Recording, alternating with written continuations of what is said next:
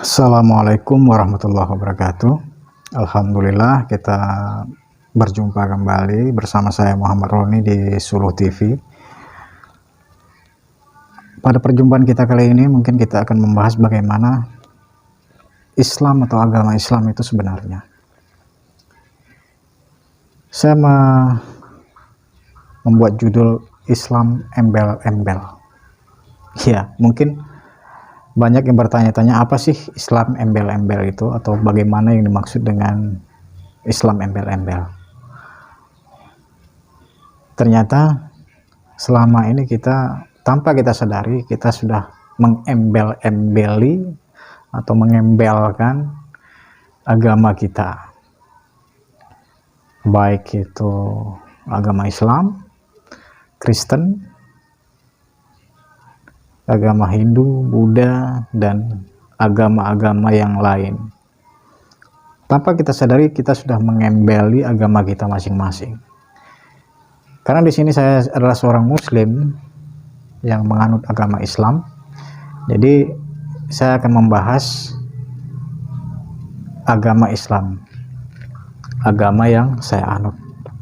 Alhamdulillah, saudara-saudara dan teman-teman dimanapun berada, semoga kita mendapat lindungan Tuhan, penuh kesehatan, diberikan kita kekuatan, dan yang penting kita selalu menjadi umat terbaik, menjadi manusia-manusia terbaik yang penuh dengan kasih sayang kepada sesama ciptaan Tuhan, baik itu sesama manusia maupun kepada alam di sekitar kita. Oke, baik, alhamdulillah. Mudah-mudahan dengan apa yang saya akan bicarakan nanti, kalau memang ada kesalahan, itu adalah dari diri saya sendiri. Dan saya berharap teman-teman dan saudara-saudara semua bisa memperbaikinya. Karena ini adalah menurut pemikiran saya, dan saya menganggap bahwa ini adalah benar menurut saya pribadi, tapi belum tentu benar menurut orang lain. Jadi bagaimana yang maksud dengan Islam embel-embel ini sendiri? Saudara-saudara dan teman-teman sekalian dimanapun berada, coba kita melihat bahwa Islam ketika dibawa risalah Islam, agama Tauhid ini sejak zaman Nabi Adam sampai zaman sekarang, ya, bahkan di zaman kerasulan Nabi Adam hingga Nabi Muhammad SAW, itu mereka para nabi dan para rasul tidak ada membawa embel-embel. Nah, kenapa sekarang kita sebagai umat Islam hari ini ada embel-embelnya? Contoh, ada golongan-golongan di dalam Islam. Ini kan embel-embel atau ya sempalan-sempalan gitu, embel-embel yang memang mengidentifikasi bahwa saya ini dari kelompok ini. Contoh, ada Syiah, Islam Syiah, ada Islam Sunnah, ya. Ada kelompok Syiah, ada kelompok Sunnah, Ahlus Sunnah wal Jamaah, ada kelompok Wahabi, ada Salafi, dan ada macam-macam yang memang mengidentifikasi kelompok masing-masing. Ini yang memang menjadi satu PR bagi kita bersama, bahwa ketika para rasul dan para nabi itu membawa risalah Tuhan, tidak ada embel-embel. Nah, ketika Nabi Muhammad juga tidak pernah Nabi Muhammad itu membawa Islam Syiah, Islam Sunnah, Islam Wahabi, Islam Salafi, Islam ini, Islam itu, Islam A, Islam B. Jadi tidak ada. Bahkan ketika kita berbicara mazhab, ini mazhab ada 3 mazhab besar, yaitu Syiah, Sunnah, dan Wahabi. Dan dari ketiga mazhab besar ini juga terpecah menjadi beberapa mazhab lagi, beberapa kelompok lagi. Nah, masing-masing mereka yang mengakui ada kelompok atau tergabung dalam kelompok tertentu, mereka pasti mengatakan bahwa kami yang benar.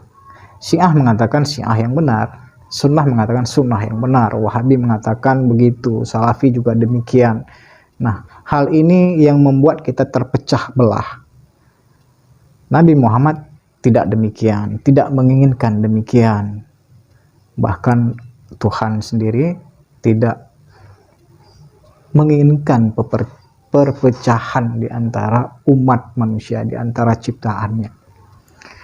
Tapi sekarang kita membuat perpecahan, kita membuat perbedaan di antara kita sendiri, baik itu dalam ranah umat Islam, Kristen, Yahudi, Hindu, Buddha, Konghucu, dan agama-agama yang lain.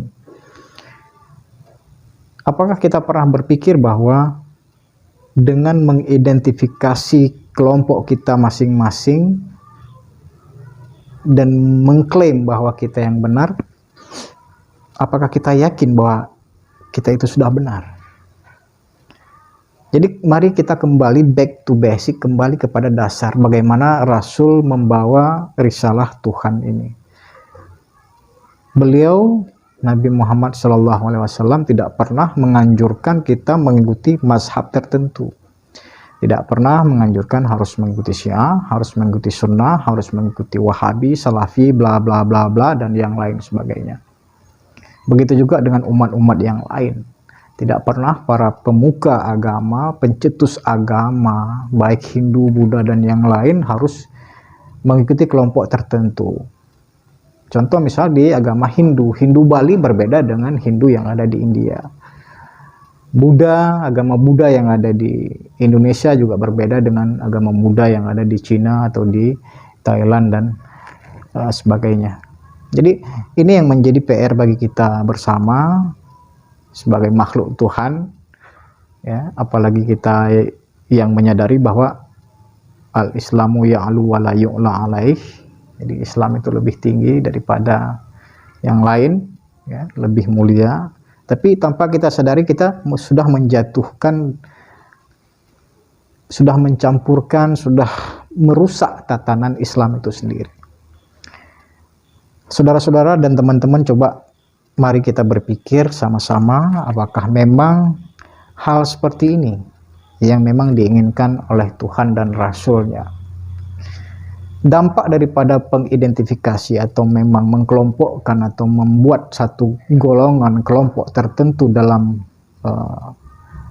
agama ini akan membuat penyakit, yaitu penyakit ria, penyakit yang memang membanggakan kelompok diri sendiri. Ketika kita bergabung, ketika kita memang masuk ke kelompok tertentu, bergabung dengan kelompok tertentu dan meyakini ideologi kelompok tertentu, sehingga kita meyakini bahwa inilah satu kebenaran, inilah satu keharusan yang memang harus kita ikuti. Padahal tanpa kita sadari kita sudah memisahkan diri kita sendiri, kita sudah memisahkan pemikiran kita dari pemikiran yang memang tidak seperti yang kita pahami selama ini. Jadi Islam itu tidak menganjurkan kita harus mengikuti mazhab tertentu. Dalam Ahlussunnah wal Jamaah punya 4 mazhab besar, yaitu mazhab fikih besar, yaitu mazhab Hanafi, Maliki, Syafi'i, dan Hambali. Nah, para pemuka imam mazhab ini sendiri, mereka pribadi tidak pernah mengatakan harus ikut mereka, harus ikut mazhab mereka. Bahkan mereka, para 4 imam mazhab ini juga pernah mengatakan bahwa jika kalian mendapatkan sesuatu yang lebih daripada pendapat-pendapatku, maka ikutilah mereka. Jadi tidak ada satu keharusan dan kewajiban untuk kita mengikuti mazhab atau kelompok tertentu. Baik dari Syiah, Sunnah, Wahabi, Salafi, dan kelompok-kelompok yang lain. Ini yang memang menjadi fenomena, ya, fenomena kita, dan kita sebenarnya tidak, ya saya pribadi saya pernah berpaham Wahabi, saya pernah berpaham Ahlussunnah, saya juga pernah juga berpaham Syiah, yang akhirnya saya punya satu pendapat bahwa Tuhan tidak bermazhab, Rasul juga tidak punya mazhab. So, kenapa kita harus ikut-ikutan mazhab? Harus kita bermazhab. Bahkan kalau di Aceh ini banyak sekali kelompok-kelompok pengajian, ya. Apalagi sudah ada, ya baru-baru ini saya dengar ada kelompok Islam Tauhid lah, karena memang apa? Karena mereka mengkaji tentang ketauhidan, gitu. Dan mereka bentrok dengan orang-orang yang memang belajar dengan syariat, dan hal inilah yang memang menjadi satu momok, ya, satu duri dalam tubuh Islam itu sendiri, menciptakan kelemahan dalam tubuh umat Islam. Kenapa? Karena memang kita terpecah belah. Saya punya satu pendapat bahwa ada satu hadis, ya, ada satu hadis Islam itu akan terpecah, ya. Islam itu akan terpecah menjadi 73 golongan. Dan mereka semuanya masuk neraka kecuali satu. Kelompok Ahlussunnah mengklaim bahwa kecuali satu, yaitu Ahlussunnah wal Jamaah. Kelompok Syiah mengklaim kecuali satu, yaitu Syiah. Wahabi mengklaim kecuali satu, yaitu Wahabi. Tapi pendapat saya pribadi, kecuali satu, bukan kecuali satu, tapi kecuali bersatu. Kita semua bersatu, umat Islam ini bersatu. Ini yang diinginkan oleh Allah dan Rasulnya, tidak terpecah belah, ya. Kalau memang ingin kita tetap berpendirian pada pendapat kita masing-masing, tapi ayolah kita sama-sama bersatu. Jangan saling menyalahkan, jangan saling menyesatkan, bahkan lebih ekstrimnya lagi saling mengkafirkan antara kelompok Islam A dan kelompok Islam B, ya. Mereka saling kafir mengkafirkan. Nah, inilah yang memang menjadi dilema bagi kita semua. Dan jika ada satu masalah-masalah yang memang ketika saya berbicara ada kesalahan, maka saya minta maaf untuk pihak-pihak tertentu. Tapi saya yakin dan percaya saudara-saudara dan teman-teman sekalian dimanapun berada sependapat dengan saya pribadi, bahwa Islam ini dan agama apapun itu, ya, yang Islam bersatu tanpa pecah belah. Kristen juga begitu, Hindu juga begitu, Buddha juga begitu. Dan di akhir, ya, di akhir video saya ini, saya ingin berpendapat bahwa cobalah kita saling berkasih sayang, menebarkan cinta kasih kepada sesama umat manusia. Ini aja yang bisa saya sampaikan. Jika ini bermanfaat, mudah-mudahan jadi pelajaran bagi kita. Alhamdulillah, akhirul kalam. Assalamualaikum warahmatullahi wabarakatuh.